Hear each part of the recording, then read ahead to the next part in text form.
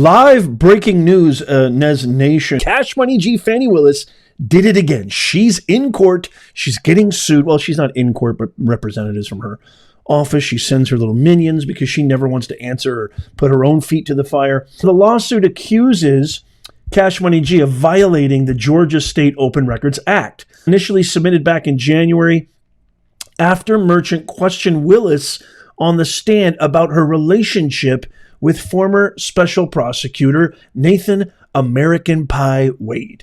The lawsuit claims that Fulton County DA's office did not hand over requested documents involving Wade. Gee, I wonder who we're going to believe. Are we going to believe LAD extraordinary lion-ass dog Willis? Or are we going to believe Ashleigh Merchant and Merchant Law Firm, which has always been upstanding, ethical, and totally straightforward? Gee, I wonder. Let me know in the comments. The Fulton County District Attorney's Office argues, though it is not an official entity covered by open records requests under Georgia law, and that the plaintiff is in possession of all responsive documents and all responsive records. So here was the trial today.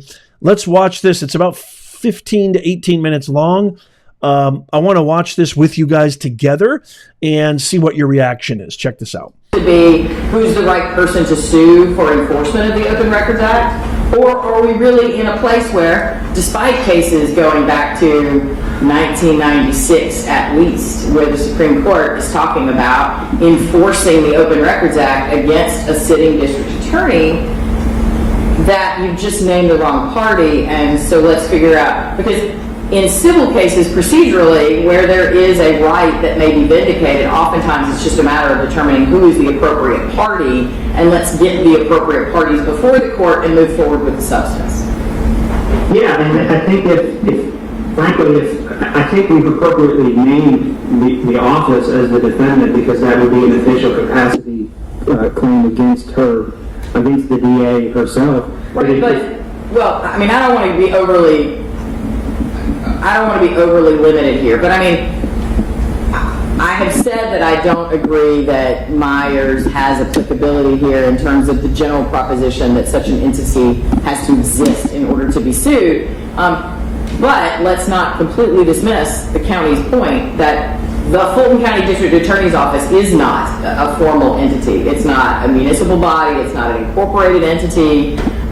It's just a name that we've given. I mean, if you were to sue a lot of the entities that are subject to the Open Records Act for some other violation, it would be, you'd be suing the sheriff or the DA or, the governor, right? I mean, that's how we do things in terms of suing for relief within the purview of those named elected officials. Right, and we certainly can amend the complaint to add the district attorney individually and in her official capacity. If that solves the issue, then we're happy to do that. If this really is just a nomenclature issue, we just have the wrong party name, then we can say everybody all the time and just get to the heart of the matter and get the right people on the complaint. The thinking though was that an individual capacity claim would fail on its face because we didn't have any direct knowledge that Ms. Willis herself had responded to these requests, or that she had any input in responding to these requests. So we didn't have a factual basis to believe she somehow individually had participated. So that would limit us to the official capacity claim, which frankly I thought we had done by naming the entity. I also do want to point the court to some statutes that I think shed light on whether the General Assembly believes that the District Attorney's Office is capable of being sued. It refers to the office in several different statutes. I'll just list them. I don't necessarily need to belabor the point by reading all of the statutes, but there are a number of statutes that the General Assembly has specifically referenced the office of the District Attorney. It's 1585A. It's 1585G, 15184C, 15186.1, 1A, 151814.1, C3, 151814.1, All of those statutes, there's actually three others, 15, 18, 28, 15, 18, 28A, and then 15, 18, 30A. All of those statutes, you want to refer to the office of the district attorney, which I think highlights to the point that, and again, it may be a distinction with meaning, it may not be as to whether or not we sue her in her official capacity, but the General Assembly clearly makes reference to offices as well as the district attorney as a constitutional officer in the judicial branch. And I do want to highlight though, and opposing counsel has referred to the three categories of entities that can be sued, and I don't want to harp on this if the court's already understanding the point, but the third says such quasi-artificial persons, and I think that's where opposing counsel stopped, but it says, as the law recognizes as being capable to sue. So that's what we have here. The law recognizes our ability to sue a quasi-artificial person, in other words, the office, not just by the plain language of agency, which includes the word office, as your Honor has pointed out, but also in the case law that has been cited, it would classify in that third category. So I think, Your Honor, where we started, I think, and I don't want to get into the substance until Your Honor's made a ruling on the actual dispositive constitutional issue about whether we have the right person or not. They're operating with the idea that they are subject to the Act, whether they're required to or not. They're in practice doing that. And Ms. Merchant and I, in another case, actually sent open records requests, the same one, to each of the district attorney's offices around the state, and not one of them said they're not subject to the Act. And I think that it's informative for a couple of reasons. One, I think that not only in practice do the district attorneys believe that they are subject to the Open Records Act, they are acting as if they are part of the Act. And I think that's in accordance with what the General Assembly has established as the rule.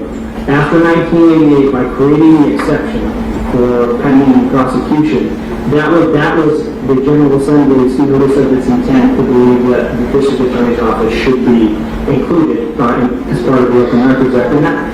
And to dovetail a little bit on whether or not they're part of the judicial branch or not, Rule 21 is the rule that provides for the production of court records. So if I wanted to get records from Your Honor's office, I wouldn't use the Open Records Act. I would use Rule 21. There would be a procedure for that. Those are records that are within your custody and control. The records that we've sought here are not those type of records. Right, they're business operating type records. To the extent that I've looked at the substance of the request, I understand them to be focused on who works there, what are the programs that are in place, how are those programs funded, things like that. I understand. Exactly, Your Honor. So those kind of records cannot in any sense be considered court records that would be subject to Rule 21. The only way we can get those records, and frankly, the public records for a very different reason, which is a lot of what we're asking for here, Your Honor, are records related to the use of public monies by the district attorney's office. Stuff that relates to media, presence, that sort of stuff, time off requests, vacation types of things.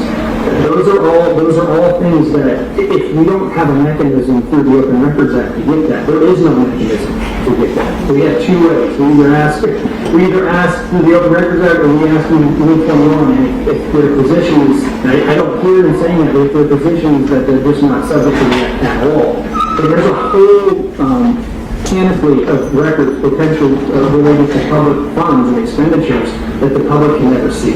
And I don't think that was what the General Assembly ever intended in creating the Act and creating the exception for the pending prosecution. I did want to point out that Justice Pinson, it wasn't a long colloquy with counsel in the Gonzalez case, but the oral argument in that case, Pinson pointed out that official capacity claims are against the office, not the individual. He didn't say much and ask much in the oral arguments, but he did point that out. So, I do think that we appropriately named the office, but if naming Ms. Willis in her official capacity solves the problem, then we could do that too. Okay. The Yeah, if the court has any other questions, I'm happy to address them. No, I think you've addressed my concerns. Ms. Monroe, it is your motion, and so I'm going to give you the last word. But I will ask that I'm not sure I've actually gotten an answer to my question. I think you've said that the reason that the district attorney's office is engaging in the process of and maintains a structure for requests is because it is the district attorney's civic duty to do so, which I don't want to assume, but I think implies that your position is that the DA's office is not legally obligated to provide or to comply with the Open Records Act. And so I do want to get a clear answer. Is the DA's position that it is not obligated, that it is not governed by the Open Records Act and therefore not required to comply? Or is it that the plaintiff has simply named the wrong entity? And part of the reason I'm trying to pin that down is, again, in a civil case, right, oftentimes, if the substantive issue is appropriately before the court, then sometimes it's just a matter of let's make sure we've got the right parties here. This feels to me like we've named the wrong corporation and we need to get the right corporation named because it's a part of a corporate family, something like that. And so that's really what I'm trying to nail down. What is the DA's position? The DA's position is that the wrong party has been named in the suit. Okay. Does the DA's office have a civic duty to make sure that there is public transparency as to how they are operating on behalf of its government, on behalf of its taxpayers? Absolutely. That is outlined without any question within the Georgia Constitution. Whether or not they are now subject to suit under the Open Records Act is what lies with the Georgia Supreme Court. And I am well aware of this case that is pending. It was cited in one of my footnotes to make the court aware. And I did read those oral arguments, and this is the issue. And so as far as liability, I think that is the bigger umbrella, which we will get to. However, we're just not quite there because, again, we have the wrong defendant. Okay. Thank you, Ms. Monroe. Anything else you want to say in closing? Because again, So what this is becoming like, it's so amazing to me because this is why it's so important to understand and have critical thinking and comprehension. And you kind of, when you hear things like this and you see things like this in the criminal justice system, precision seems to be the utmost North Star. And you want to be accurate. And we've seen time and time again, especially in Atlanta, especially in Georgia, especially in Fulton County, we've seen time and time again deviations from that precision, that ethical faith, to the system, and that devotion to truth.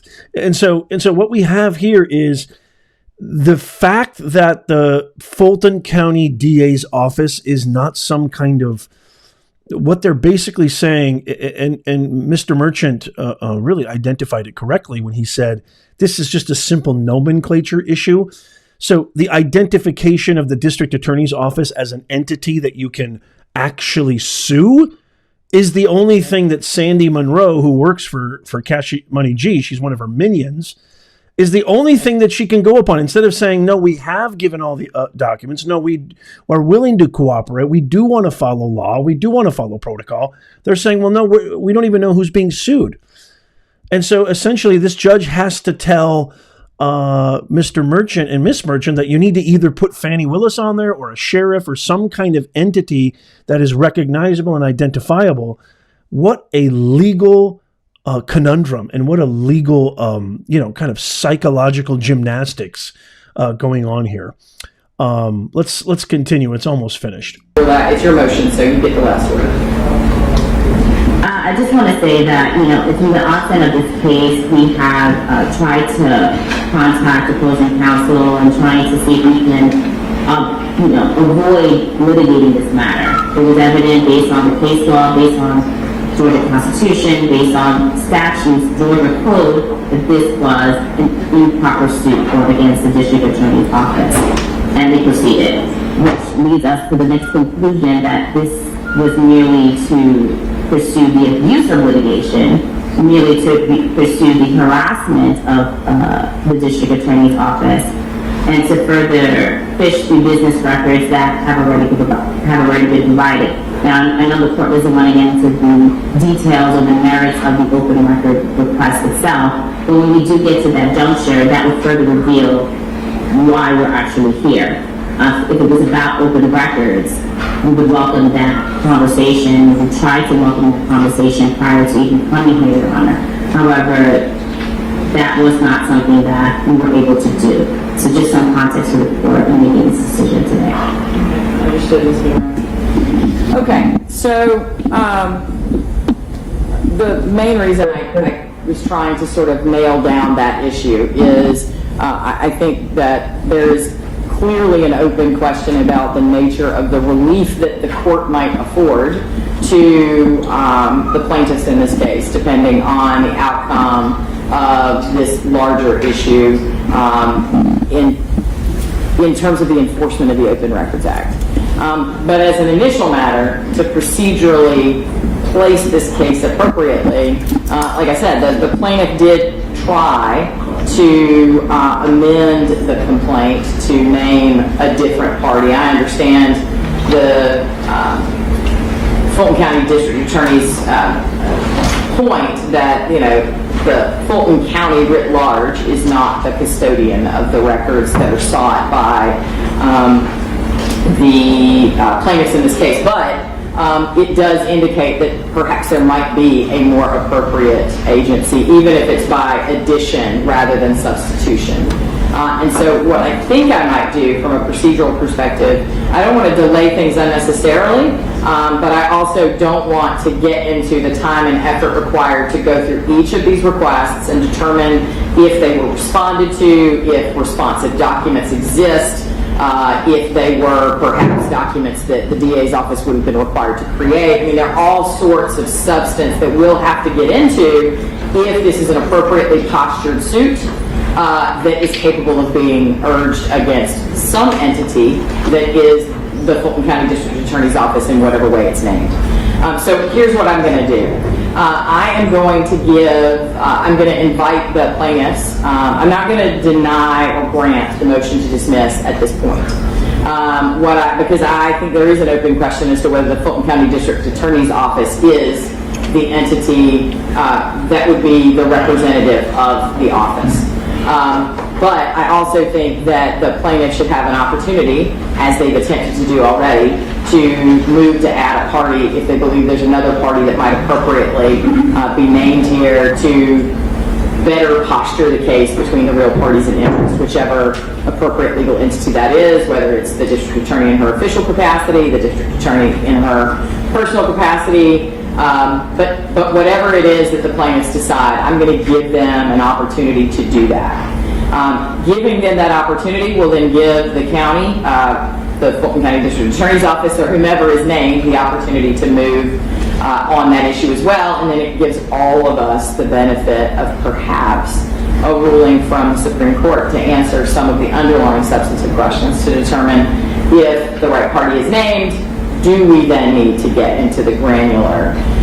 And so what I think I'm inclined to do is to grant 20 days from now for the plaintiffs to amend their complaint or move to add a party in whatever way they choose, to see if there is an entity or party that they might add that will be a more appropriate party procedurally. And then once they add that, I'm going to shorten it slightly to 20 days instead of the full 30 days for the county to file whatever motion to dismiss it chooses, whatever motion practice it might choose to file. And then, obviously, the plaintiffs would have an opportunity to respond to the motion to dismiss, and then perhaps at the 60 days from now, 70 days from now, Mark, we might be in a better position to know, to have some guidance from the Supreme Court on at least part of the issues here in terms of who is the appropriate party. So this is why I always say it's so interesting to me in all of these, especially these high-profile cases. I wish the Supreme Court would be televised. The obvious television application should have been Trump's hush money trial in New York. That trial should have been televised. I think it would have changed everything: the depiction, the interpretation, the analysis. I think it would have given more insight into what was really happening. Just the very breath and gesture of the courtroom, I think, is so important. This is so obviously, as of now, this open records request is going to be put on hold. Essentially, the plaintiffs, which is the merchant law firm, suing Fani Willis. There's some nomenclature issue there and procedural issue there, but thankfully, the judge thought well enough that, this is still something that warrants our attention. And so once that little procedural thing gets fixed, they're going to go back and see if we need to get into the, as she said, to quote her, the granular. But I want to throw this off to you. Don't you think this implies, again, an appearance of impropriety, again, a conflict of interest, again, the fact that you're not suitable for the profession of law and order, especially something, to quote Sadow, is held to the highest standard, that of being a prosecutor, a district attorney. And you have committed prosecutorial misconduct time and time again. Never mind the actual conflict, never mind the actual impropriety, but the appearance of impropriety is abundantly clear. I mean, that to me just says, why are you not recusing yourself? Why are you not dismissing this case? Why are you not getting off this? What is really going on here? I throw this off to you, Nez Nation. Let me know what you guys think in the comments. I would love to hear from you. What are your thoughts on what you just saw? What are your thoughts on this open records request? Do you think that Cash Money G is in the wrong? Do you think the merchants are in the wrong? Let me know your thoughts in the comments down below. I can't wait to hear from you. As always, if you made it this far, don't forget, your best way to never miss out on live breaking news, up-to-date current events, top stories, everything, is to subscribe to our free newsletter. That is in the pinned comment, show notes, and description. Become a Nez Nation Insider, the greatest newsletter for everything that you need. This is your one-stop shop. Everything that you need right to your inbox that mainstream corporate media is not covering. Go sign up right now. It's down below in the pinned comment, show notes, and description. Check out these videos coming up on the screen right now. Follow, subscribe, and as always, may God bless you and may God bless America. I'll see you soon.